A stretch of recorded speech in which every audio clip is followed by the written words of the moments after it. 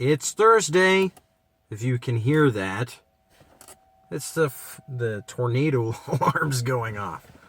But it's Thursday, that means it's time for a Thursday stop. And as these sirens continue to go, I'm taking the time to not be alarmed, but to sit and relax and just think about the things that have happened in my week and look forward to the next week.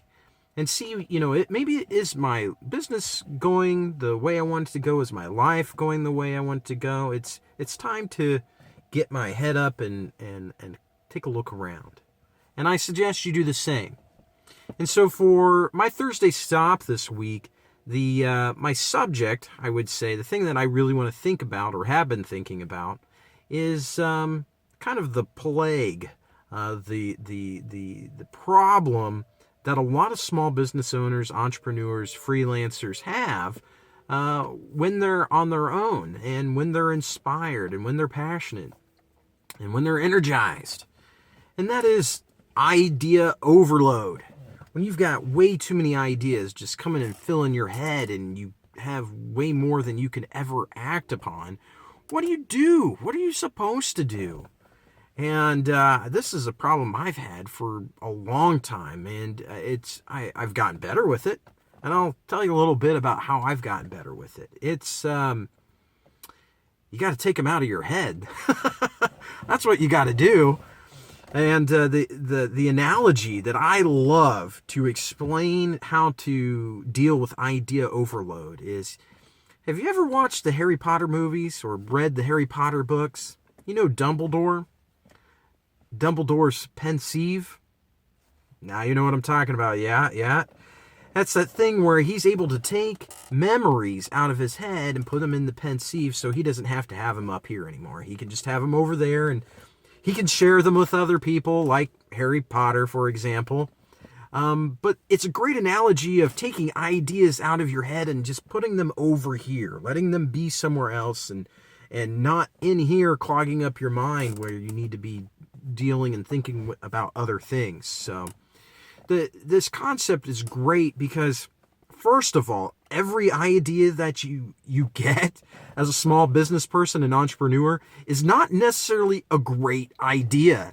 And while they might feel great at the time when they're fresh and new and you're thinking about them, if you focus on them too long, you might realize you've just wasted so much time thinking about an idea that you really shouldn't have spent all that time thinking about.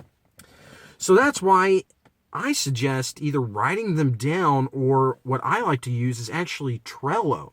I'm a big Trello advocate, a huge fan of Trello. Hey, if you're from Trello and you're watching this, I love your stuff.